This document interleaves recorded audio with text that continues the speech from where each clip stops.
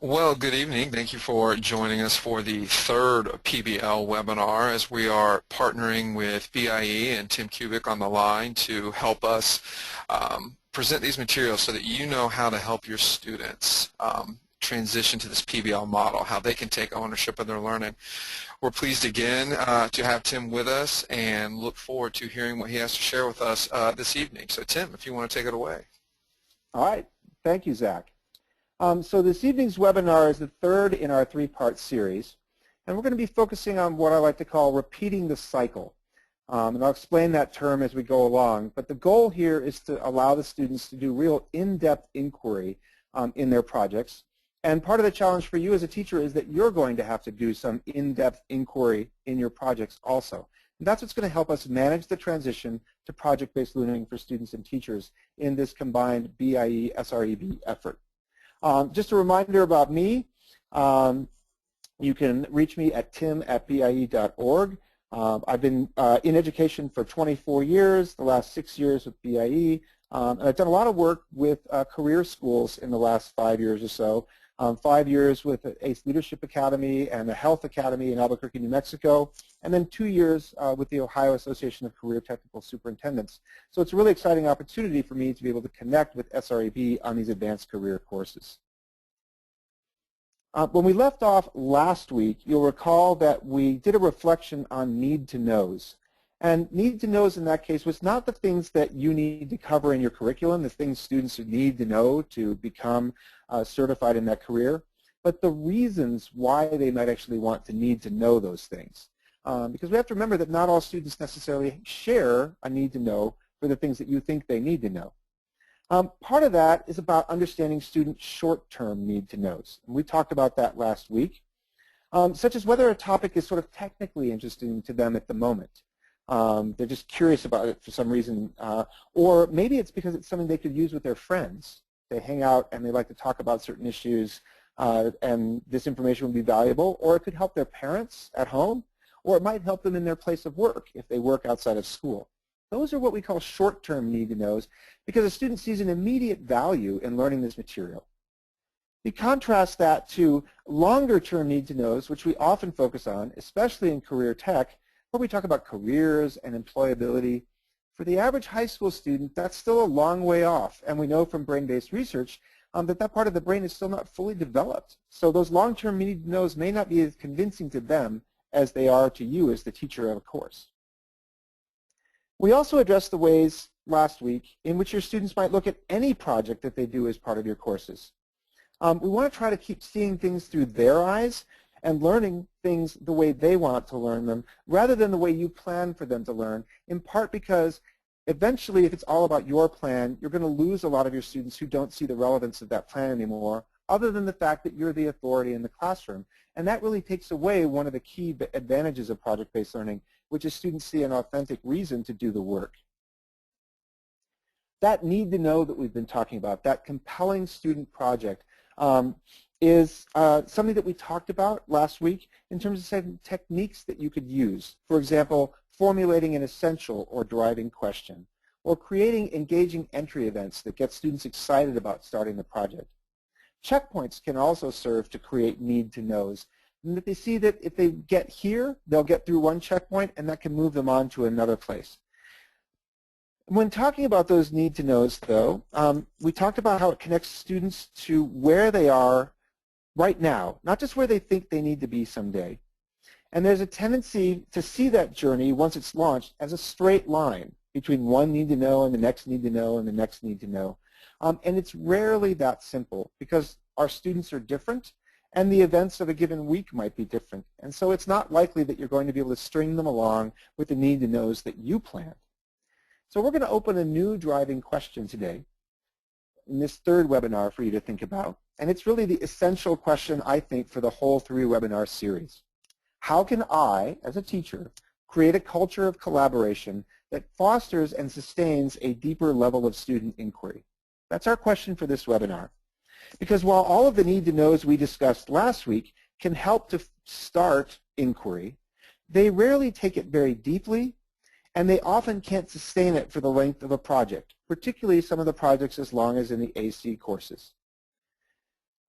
Sustaining that kind of inquiry is going to take a collaboration culture, and that's a challenge for many new teachers in PBL to create because they're used to directing inquiry for students rather than collaborating with students to create that inquiry. We've talked earlier in this series about the fact that we want students to take on responsibility in these AC projects. That's one of the reasons we're making this transition to project-based learning. And we noted that it's not just an aspiration of teachers who are doing PBL, but also of many of our students. They want more responsibility.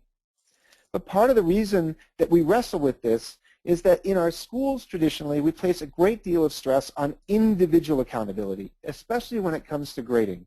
We're focused on what each student did individually and how we score that. But responsibility is likely to happen more often as a result of collaboration, where students stop worrying just about themselves and they start taking care of the other members on their project teams because they're a team. And we know that high school students are capable of this because we see it in many other aspects of their lives, particularly athletic teams, but also clubs and activities, church groups, etc. In school sometimes, though, we get concerned that this kind of collaborative sharing of responsibility might be called cheating. And while I don't want to be flip about this, in a PBL world, if students aren't collaborating this way, if they aren't engaging in something that feels like cheating to a lot of teachers, they're not really trying to learn from the project. They're just focusing on what they can get individually and what grade they can get out of it. And that means the student's project work is not likely to be so good. Now, it's important to give that kind of collaborative responsibility when it matters.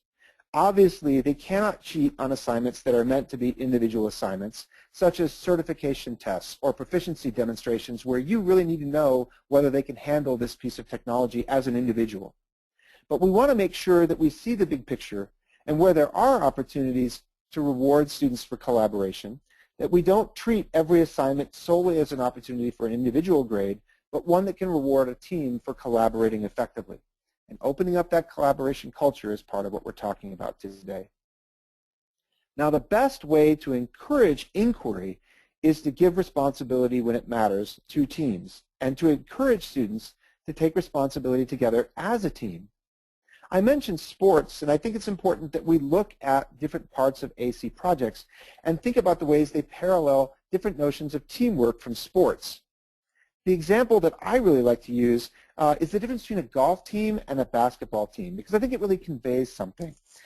You may not be familiar with both sports intimately, so let me just say that if you play on a golf team on a traditional tournament, you are a collection of players all playing for your individual best score, and that score gets added up to figure out how your school team did. You can't really help one of your teammates play better golf that day. That would be considered cheating in a golf match unless it's one of the different variations of golf that are sometimes allowed to make golf more fun. But in a traditional golf match, you have to play your own score, and we add those scores up. Contrast that with basketball, however, where while we do keep individual scores for the different players on the team, a team usually succeeds in a basketball game because the teammates do things like pass the ball to one another, set picks for each other so that someone can get open, and call plays where the team works together to make sure that individuals get higher scores. That's not cheating in basketball, that's strategy and tactics, and that's just good basketball play. So think about your AC projects. Where in your project is the work more like a golf game, and where in your project is the work more like a basketball game? And when you see those spaces that are more like a basketball game, what can you do to help raise individual scores by encouraging the team to see that the team score is a more important indicator of how they're doing? This really matters when we get to in-depth inquiry.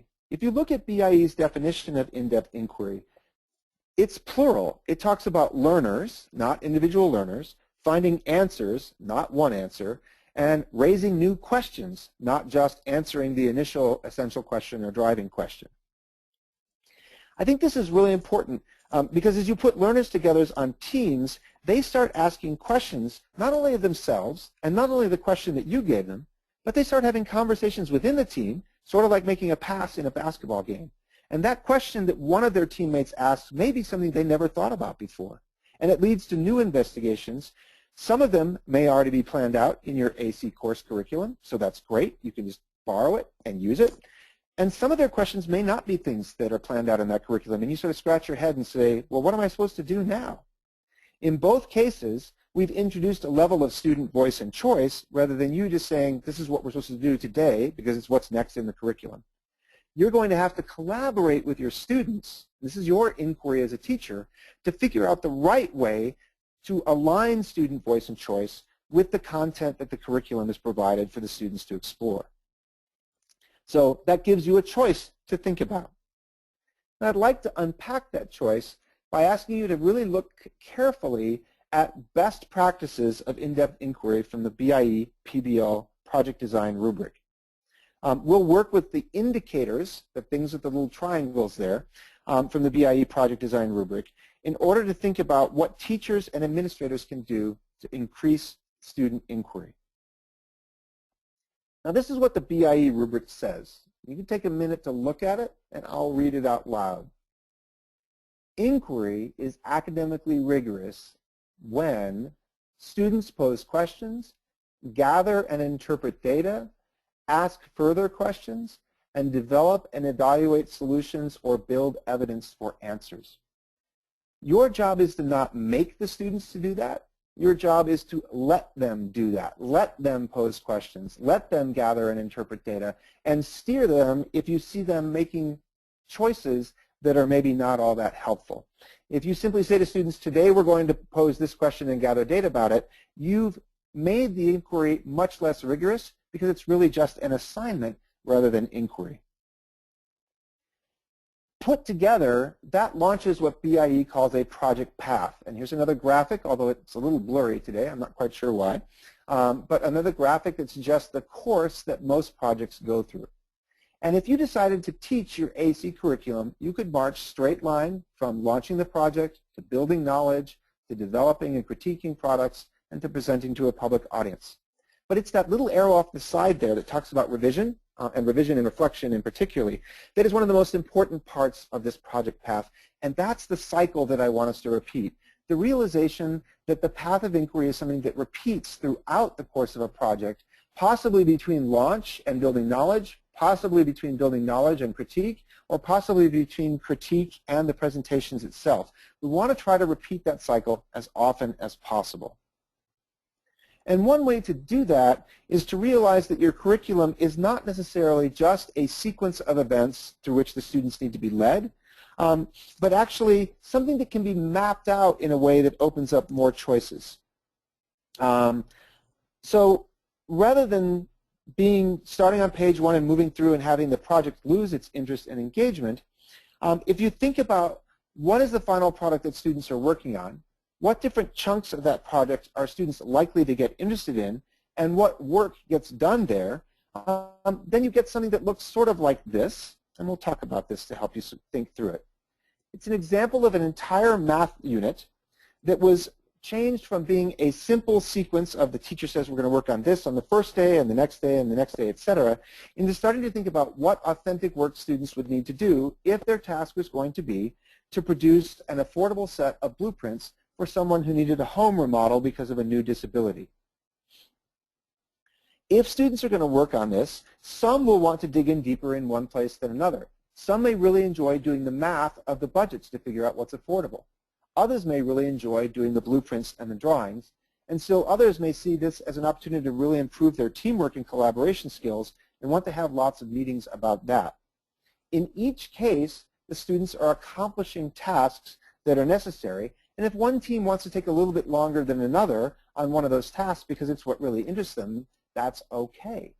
What really matters is that all those tasks get addressed before the final presentation, and different teams are going to have different results depending on what they emphasize. Note also that in this particular project, a team could start at any one of those 3 main tasks, scale and proportion, cost analysis, or collaboration, and still end up being able to do the whole project effectively. That's the kind of thing that would only happen in a more advanced project-based learning environment where the teacher is more comfortable with students being on different pages of the curriculum, precisely because they know as long as they're on this map, they're getting the work done. So that's an aspiration for 2 or 3 years down the road, that you could have a map like this that would list out all the different types of works that students could be doing And you would know, so long as they're on the map, it doesn't matter whether you're all on the same page on a given day. Then it becomes your job to try to figure out what students are doing during the project and gathering data that proves that learning is actually happening as they do all that work on the right-hand side under formative assessment. So let's look at what might happen if students choose to dig in one area of a project more than another. According to some very early research on project-based learning by Stepien and Gallagher in 1993, these kinds of post-hole experiences in a project are an effective way to build a culture of collaboration. For their research, this was often done through projects that occur before projects, little mini projects that give students a taste of what PBL can be like. And some teachers like to call these projects because they happen before the major project. But the post-hole metaphor can be used early in an AC course also, as some of the earliest parts of an AC project are simple little things that would allow students a chance to dig in and figure out what about this project they're really going to like. We'll look at a case study of that in a moment. But for now, think about how powerful this post-hole metaphor is. For post holes are spaced out to support an entire fence, and we put the post holes down before we put down all the panels on the fence. We want you to avoid the same temptation. Instead of trying to throw out all the panels on the fence so the students know everything that's going on in the project, let the students dig in different parts where they think are relevant, and then we can provide the panels for the fence or the rails for the fence in a way that's going to complete the curriculum. Now, building a fence is hard work, and one of the problems that happens in PBL is that if you try to drive the inquiry yourself, you're going to end up doing all of the work rather than your students. We want the students to take more control and responsibility, and the most natural place for them to do this is where they see, as a team, an opportunity for their team to dig in and post-hole. Let the students help you with that. When the students choose to dig in, simply let them do so for a little while, even if that's slightly different from what the curriculum says you should be doing. It's a voice and choice moment during the project, and it can tell you a little bit about what each team of students really likes about this project because they want to spend a little bit more time digging in here rather than there. Alternatively, some students may decide that it's not that they like this part and they want to spend more time, but they really just don't get it. And they want to dig in more deeply because they have a sense that if they don't understand this aspect, they're going to do poorly later on. That's addressing a short-term need to know if a team encounters that, and we don't want to tell them, you've got to stop doing that today and move on to the next thing. We want to let them explore that need to know and address it in a way that they feel empowered and that they've solved the problem. So if different teams of students dig in different places, then they actually have an opportunity to learn from one another. This is going to be a challenge for a lot of new teachers who are new to PBL, but remember that you can cover a lot more ground with a post hole every 8 feet than if you can if you try to put up all the fence panels by yourself. So if one team is digging in a little bit more on this area and another team on a second area, structure an opportunity for them to learn from one another rather than be worried that you're behind on your coverage schedule. Because what you might find is one team is becoming an expert on one area and they can help another team learn. When you let students dig in and master that way, you're beginning to foster a culture of collaboration that says, yes, we're all competing to have the best overall project solution, but if we learn from one another, the likelihood that our final project solution will be really good is much better. Building that culture of collaboration helps everything sink in for every team without you having to be worried about whether you're covering everything. So let's look at a case study to see what this actually looks like. I'm going to model one and then talk about 2 different themes that you can use to do this kind of culture of collaboration, and then we'll check back on another example to give you a second chance. As we do this, remember that in the first webinar, we talked a lot about backfilling, and since we've been talking about the metaphor of post holes, I thought it was important to remind you that backfilling content is a very important part about enabling student choice. If you teach students everything up front, they won't have any voice and choice about what they learn. If you give them some voice and choice up front, then you can backfill what it is that they missed, and they'll feel that those things were useful because they'll realize they may have some gaps. Let's keep thinking about that backfilling in this also. So earlier in this series, we looked at the South Carolina Renewable Energy Curriculum. specifically Project 5 from Course 2, that focused on students needing to do some experiments on thermodynamics as part of coming up with a way to make a more efficient cooling system. We talked in that webinar that we want students to do some uncovering of the material, some of it which you have planned for them to encounter, some subject matter experts or SMEs may bring to the table, and some the students may actually discover on their own. And then that you as the teacher and the SMEs could maybe backfill what they're missing, right? In that example, we know that if students mess around with a pop bottle, they're going to learn some things about pressure, but we also know that it's pretty darn unlikely they're going to discover the Bernoulli principle on their own. If they do, great, but that's what you and the subject matter SMEs are there for, is to help them when they say, I think there's some kind of math going on here, but I don't know how to write the formula, and then you can teach them the Bernoulli principle and it will make sense. That's a best practice example of backfilling content.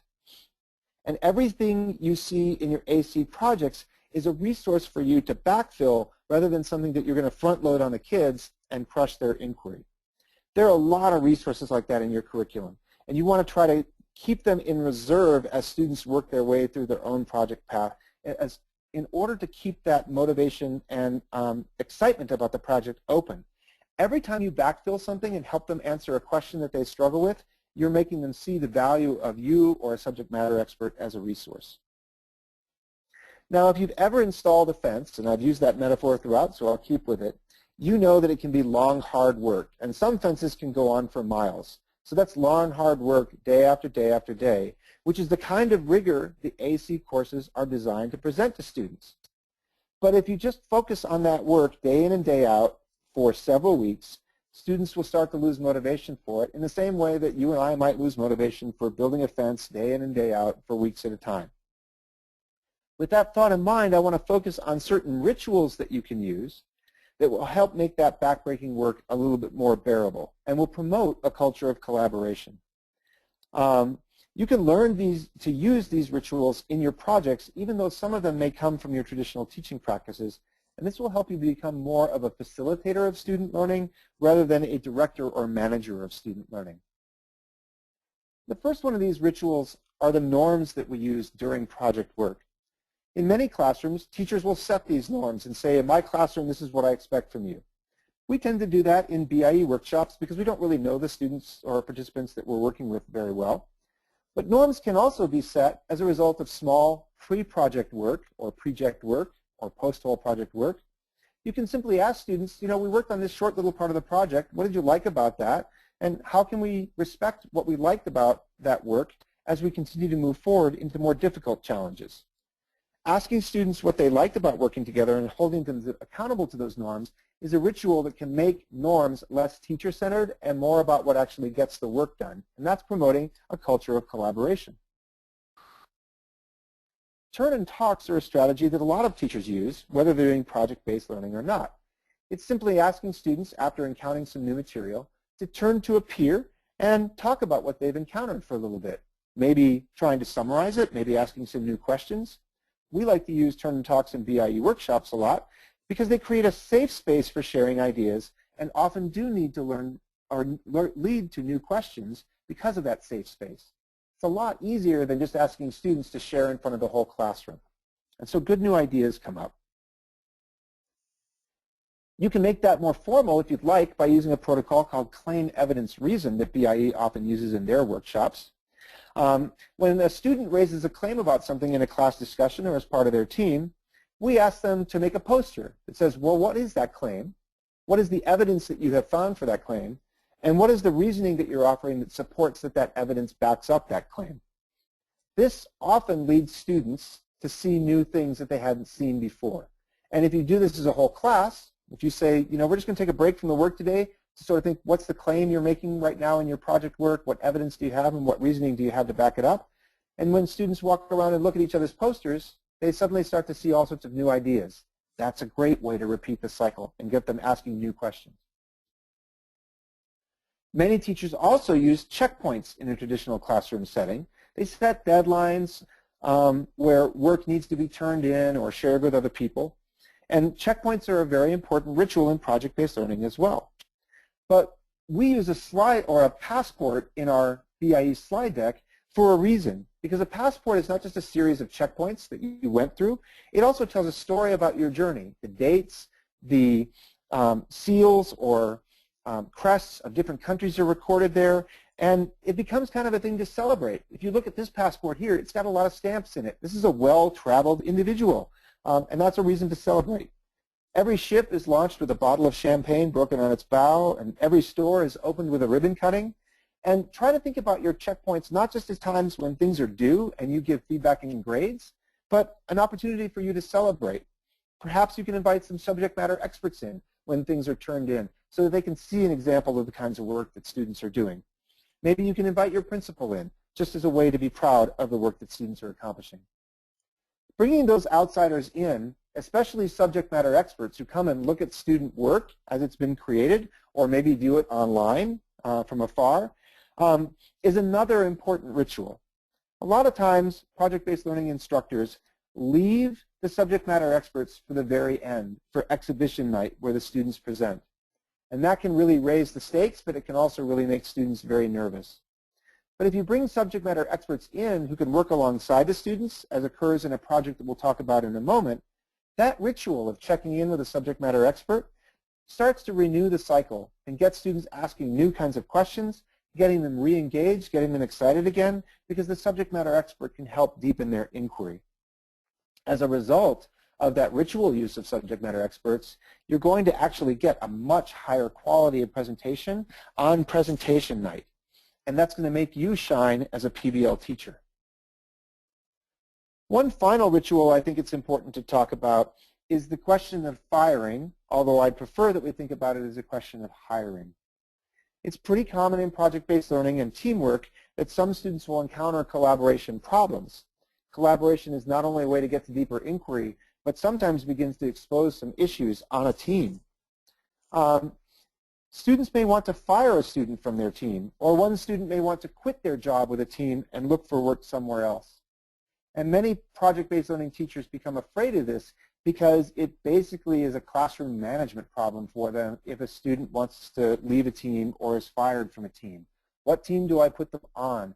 Do they have to be on a team? How do the parents feel about a child being fired from school? Those kinds of things are kind of scary, but what I want to suggest that if you make the issue of firing more of a ritual of getting hired, and you say that just like in Major League Baseball, we trade people all the time in our project teams, then it's more likely that students will not look at firing as a failure, but look at it as an opportunity to get hired on a team for which they're better fit. Maybe they have a better skill set. Maybe they're more, their personality is more aligned. That doesn't mean they have to work with their friends. It just means that they're going to be working on a team where the culture of collaboration is more effective and leads to in-depth inquiry and a better product at the end. So switching that ritual of firing into one that's focused on hiring can be very powerful in creating that culture of collaboration. The final ritual that often ends many projects is an opportunity for students to present. I mean, here we have some students from a tourism career path presenting about a trip that they think people might want to take to Italy. They dress up for the presentation the way professionals would. They, as I mentioned before, get to present to subject matter experts and members of the community. And it often serves as a very important and celebratory culminating experience for a project. But that presentation should be a ritual in its own right. Students should be practicing and presenting about their project all the way through the project so that they have an opportunity to feel comfortable when they get there. And that chance to sort of brag about or shine during the course of the project is going to make them feel much more confident by the time that they get there and keep them engaged in the inquiry. But projects don't end there. And you may have noticed at the opening and closing of every one of these webinars, we've had this little mirror here where I've asked you to reflect. And I've asked you to repeat the cycle of inquiry by thinking back on what you've learned and by what you could still be learning. Debriefs and reflection like this are a tremendously important part of project-based learning and an important ritual that you need to incorporate. Just doing a journal entry or an exit ticket at the end may not be enough. You might want to talk to individuals in your career field and find out what reflections actually are in that business. If someone loses a client, how do they reflect on that in their industry and think about whether they should get it back? If there's a major industrial accident, What kind of reflection process would a firm go through in order to reflect on that and figure out how to prevent it in the future? The more you can borrow authentic ideas for reflection from subject matter experts in your field, the more likely those reflections are going to play an important and motivating role in your advanced career courses. On the subject of those courses, let's look at the West Virginia Energy and Power course as a way of seeing how those kinds of rituals can connect with your AC courses, and how those aren't just assignments for students to get finished, but opportunities for them to really deepen inquiry. We looked at this project in our first webinar, and the important part of this project is every student is connected to a mentor as they work on that question of heat transfer and thermodynamics and how to make a more efficient cooling system for a power plant. In this experience, students learn a lot about workplace norms when they go to visit their subject matter expert. And they learn a lot about how professionals in that field defend their thinking because they have to do so with their mentor. And they have opportunities to develop their professional skills for how they're going to meet deadlines and keep their contracts, both with themselves and with that mentor. So a lot of opportunities here, wrapping up with one where they present their proposal for how to make this cooling system to the mentor and their company. But that's really only part of the story that repeats the cycle. And there's lots of potential there for in-depth inquiry. But if you look back at the project path and you think about what it would be like for the student to go through that, we want to remember that there are those opportunities for revision off the side that are going to make the inquiry even richer. Every individual student is digging in with their own mentor, and hopefully they're enjoying that. But they get a chance to repeat the cycle because they're also going to go back to their project teams and talk about what they're learning with their mentors. And different students will learn different things. They're also going to take their reflections from those team meetings back with their mentors. And so there are multiple cycles of revision going on here, not just a straight path from beginning to end of the project. That sequence could take a very long time. And so as an educator, you're going to have to use your professional judgment about when you need to encourage a student to get out of a cycle and keep moving forward. But we want to make sure that you allow them the space to get into that cycle so they can get to deeper level questions. Part of that connects to this image, which I like to share in my own workshops, and comes from an article in the Journal of Problem-Based Learning back in 2008. Remember, we've talked a lot about reaching students where they are in the now, right? The technical questions, the things that they may think are useful. And the authors of this article, Hung and Johansson, talk about this as being a sweet spot for PBL, this domain of grade level PBL work. We want students to dig in that zone and to master the content there, but we don't necessarily want them to go so far into the material that they begin to flounder because they're actually working on a new or different challenge that takes them away from the one that the AC project is focused on. Letting students post-hole within a task gives them multiple opportunities to hit their learning targets and demonstrate mastery. If students hit early, that's great. You can maybe give them a slightly more complex challenge. But if they struggle for a while, we want to be able to provide them with scaffolds. Note here that in this index, we're dealing with a balance between simple and complex problems, and the rigor of the AC courses puts them generally up in this area at the top of the PBL sweet spot. But we're also dealing with an axis that is focused on how much structure is being provided to the students. Is a project well structured or ill structured? If students start to dig into inquiry over here in a way that you don't have materials to respond to them with from your AC course, they're likely going to get lost. Alternatively, going back to my fence metaphor, if you dump everything that students need from the AC course on them right at the beginning, the project is going to be so heavily structured that you'll really kill their inquiry. So we want to keep them in this space here, working with a highly complex problem, but just enough structure to scaffold them, not so much to overwhelm them, or not too little so they get lost.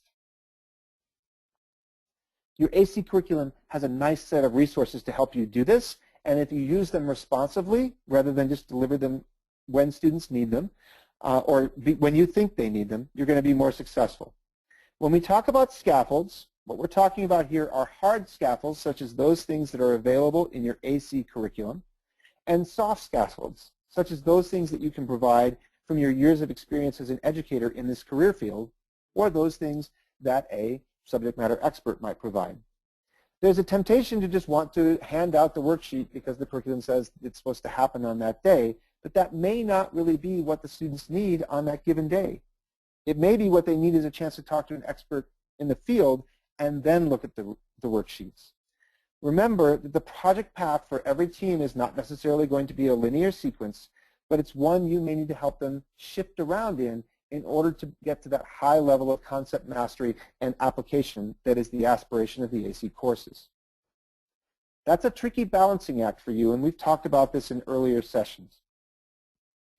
You and your students are repeating the cycle throughout a project, and your role as a teacher is not simply just a shift from being the sage on the stage to the guide on the side, but is being willing as a mentor to start thinking about making multiple shifts based on what your students seem to need as they work through the project. In one example, you may feel that your students actually need your support to make more in-depth inquiries. They may just be focused on looking at the rubric, doing the work they need to accomplish, and getting the project done, and they're operating at surface level just to get by. And so as a mentor in the center, you need to shift your effort and say, hey, you really need to dig in more deeply here and understand this challenge. Alternatively, you may find that students are digging in so deeply on a challenge that they're sort of losing track of the standards and outcomes that the AC course is designed to assess. And so you need to steer them a little bit back more to what the project is about in terms of the outcomes it's designed to accomplish. This may be a balancing act that you do back and forth throughout the cycle rather than just once or for one team. That balancing act is about making instructional shifts day to day, but it also may be about making really big instructional shifts during the course of the project, realizing, for example, that students may really need to dig on one part of the project a lot more deeply than another if they're going to repeat the cycle and learn all of the outcomes.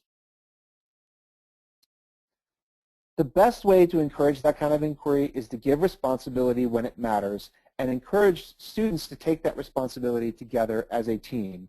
You will still assign individual grades, but they need to feel that that teamwork is more like a basketball team where it's appropriate. Let them dig in, and if one team can support another team, it's important that you let them do that. This is an important part about repeating the cycle in your AC courses, is that oftentimes teams are going to want to be competitive and say we're going to have the best design and beat everybody else. Your challenge as a teacher is to help them realize that that may be true, but they might be able to come up with an even better design if they're talking to and learning from other teams. And there's a great example of that in repeating the cycle in the Arkansas Innovations and Science and Technology course, where students are competing to come up with the coolest new bike lock that could reduce bike theft on a university campus. However, if they all work entirely in isolation and we don't build a culture of collaboration that not only exists within the teams but spans across the teams, in that project you might find that students lose interest or that students become so competitive that they actually are not really accomplishing the standards and outcomes because they're so attached to what they think is going to be their winning design.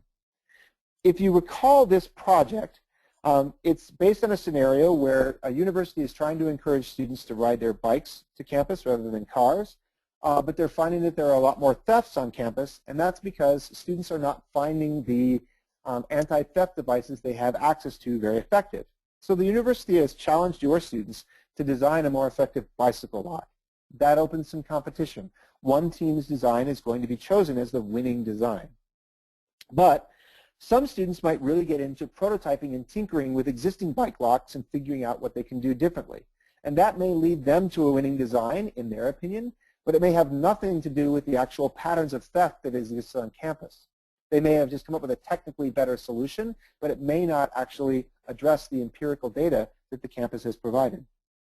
Another team might really enjoy digging deeply into the data and have no idea how to make a bicycle lock that would solve that problem. They need to share with the team that's tinkering and find out what type of solution might meet their best data situation. And likewise, the tinkering team needs some thought about the data. So that kind of collaboration across teams can be very, very important to encourage rather than allowing teams to silo into what they think is a winning design based on the post hole that they chose to dig into. When students do this in a project, they're really likely to dig in.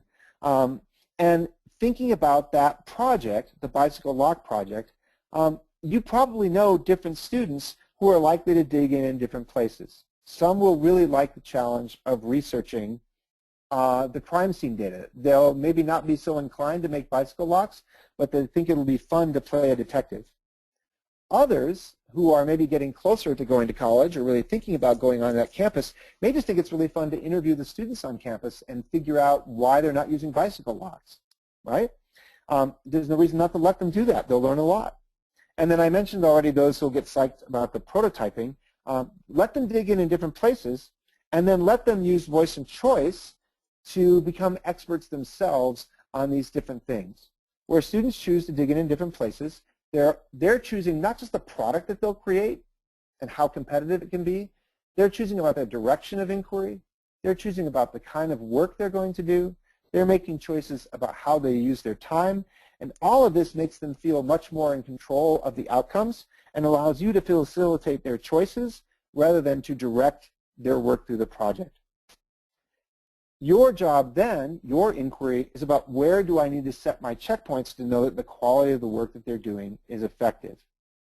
If one team decides to drill down on interviews, you need to make sure that you check up on their work using formative assessments and ultimately a summative assessment for the quality of their interviews. The same with the tinkering team. You can't just let them tinker throughout the entire course of the project on different bike lock ideas. You've got to check in and see that they're actually meeting objectives with those bike lock ideas. So some students will really enjoy being checked in where they can show off their prototypes to other subject matter experts. That's a celebration as well as a due date. Other students might really like sharing some of their funny stories with the class that they got from interviewing college students and realizing that one of the big issues is not so much that the college students are lazy, but that they're staying up all night late studying and they are late to class, and so they never take the time to do a bike lock. And the solution to the problem may not be a better bike lock, it may be a better alarm clock. Those kinds of stories will actually provide great learning opportunities that reignite the cycle because they create new need-to-knows in the students. And ultimately, your goal for getting students to complete work and turn it in as a checkpoint is not just so that you can evaluate it and grade it, but so it can ignite new kinds of inquiries that open up whole new issues that students have to consider so their inquiry is deeper and more rigorous on the project. And when one team goes there, when one team opens up new spaces that other teams haven't discovered yet because of the competitive nature of a project like this, other teams are going to want to follow. The AC courses are well developed. In probably 95% of the cases when teams develop these new need-to-knows, you're going to be able to turn to and find resources that you need to help those students learn that stuff. And where not, you can probably cobble something together from the materials that are there in a way that will make sense. I'm hoping by now you can see that the cycle that we talk about repeating of inquiry, where students ask questions, gather data and information, formulate hypotheses, ask new questions, prototype, etc., that all of those lead to deeper and deeper inquiry if you just let the students go there themselves. If you try to force them to do that, they'll eventually just feel that your AC projects are another form of assignment and traditional school, and they're going to find them far less engaging and they're going to be far less motivated to do them.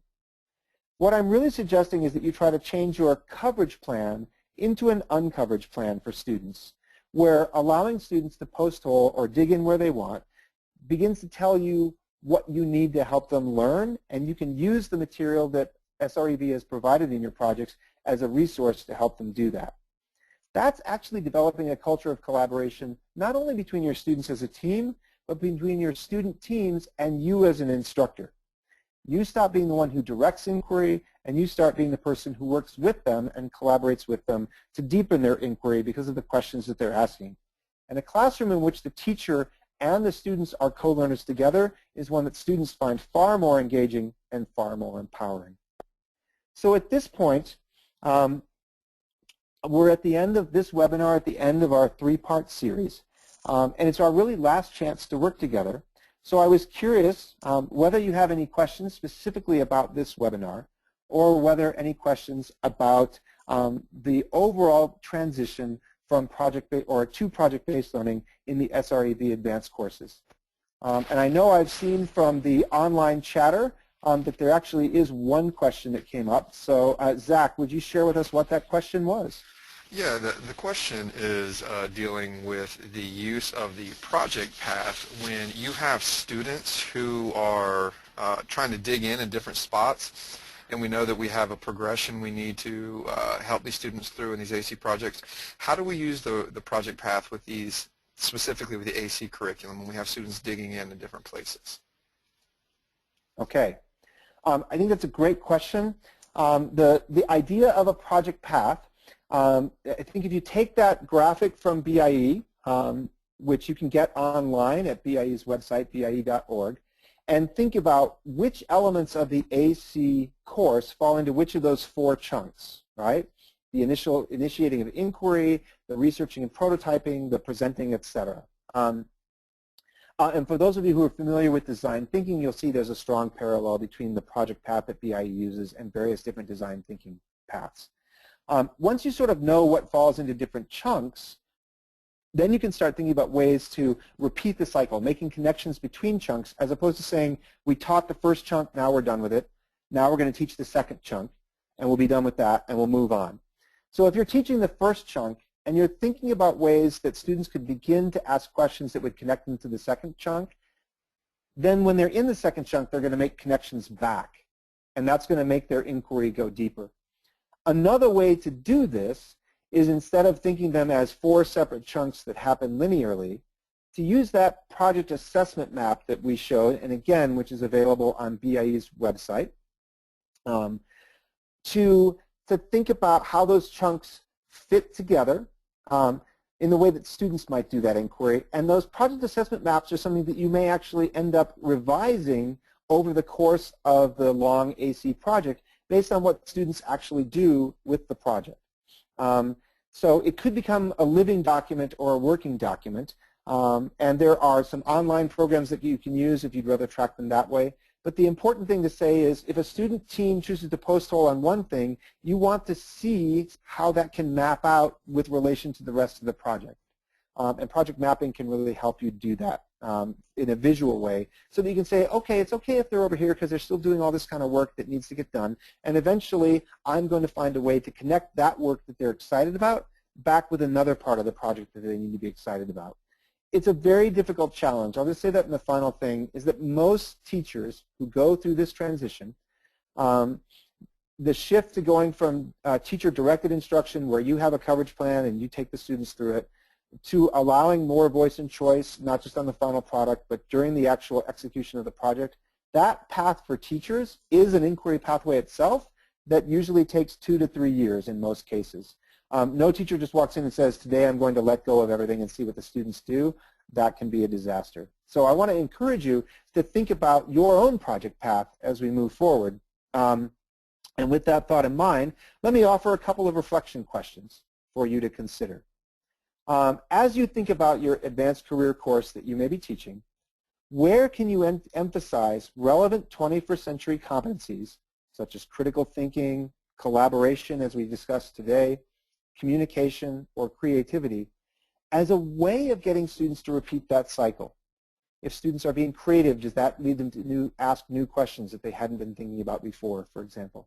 The more you can focus on how to use those 21st century skills to repeat the cycle, the more likely it is that your students are going to remain engaged with the project the whole way through, rather than just see it as an assignment. And so our final reflection for you at the end of this webinar is to ask, how can you create that culture of collaboration that fosters and sustains a deeper level of inquiry? That was our driving question for this last webinar of the 3-part series, because as I said at the beginning, I think it's the most important challenge that you face as a project-based learning instructor in the AC courses.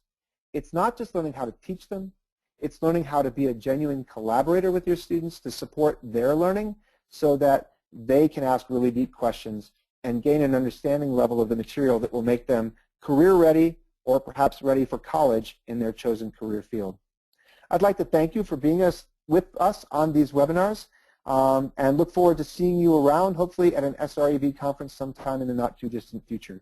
Best of luck with your courses, and Zach, I'll turn it back over to you. Well, thank you, Tim, and yeah, thank you for the other two webinars as well. And I know I've gone back and looked at the previous two, and as much as I learned the first time, it's amazing. They keep unfolding, and there's more things I'm getting out of them. And I certainly encourage our teachers to do the same, to go back, look at those earlier webinars and see just how much you can get out of them. And Tim, as you provided your contact information at the beginning of the presentation tonight, I hope that some teachers who do have some lingering questions about how to help students who do Posthole, that they will consider contacting you with some of those questions and see what we can do to help them. So with that, it's been a pleasure as always to work with you, Tim, and we will conclude for tonight. Thank you for joining us on one of your evenings. It's not easy to get people to do that, but we do appreciate everyone's dedication, and we look forward to seeing you again later this summer for the Summer Teacher Training Institutes. Bye.